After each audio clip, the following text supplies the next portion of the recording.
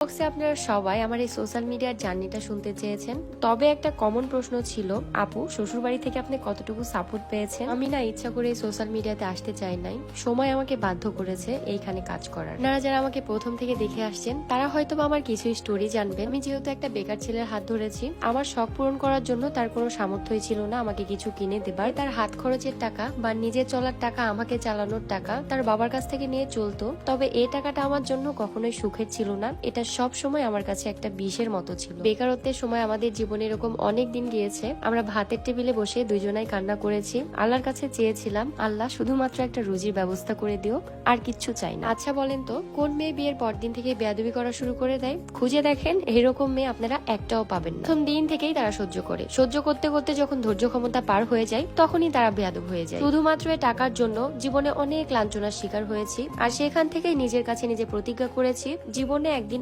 অনেক টাকা উপার্জন করবো। তবে আমার একটা বড় শখ আছে, যেদিন আমার অনেক টাকা হবে সেদিন আমার আব্বু আম্মুকে আমার বাসায় ডেকে টেবিল ভর্তি করে খাবার দিব। এ হয়ে আমার জীবনে এদিনও এসেছে, আমার বাবা মাকে আমার বাড়ি থেকে না খেয়ে চলে যেতে হয়েছে। কথায় আজকে আমি আমার জীবনের অনেকগুলো ঘটনায় আপনাদের সাথে শেয়ার করে ফেললাম। আমি একজন মা হয়ে সোশ্যাল মিডিয়াতে কাজ করা আমার জন্য এতটাও সহজ না। আমাকে না অনেক পরিশ্রম করতে হয়, সংসার সামলাতে হয়, বাচ্চা সামলাতে হয়, নিজেকে সময় দিতে হয়। বলে ছোট একটা বাচ্চা নিয়ে ব্লগিং করা, এডিটিং করা সবকিছুই কিন্তু অনেক কষ্টের। জীবনে আসলে সুখের চাইতে দুঃখের দিনটাই বেশি ছিল, যার কারণে এই সোশ্যাল মিডিয়ার প্ল্যাটফর্মটা আমার বেছে নেওয়া। তবে আমি আমার জীবনে অনেক ভালো কিছু মানুষকে পেয়েছি। এই যে দেখেন, এই মানুষগুলো আমাকে না অনেক ভালোবাসে। যাই হোক, ছোট মুখে আজকে অনেক বড় বড় কথা বলে ফেললাম। এত অল্প সময় আমার 1 লাখ পরিবার হয়ে যাওয়াতে ভাইয়া আপুরা আমার কাছে ট্রিট চেয়েছিল, তাই সবাইকে নিয়ে সুলতান নাইনের কাচ্চি খেতে চলে আসি।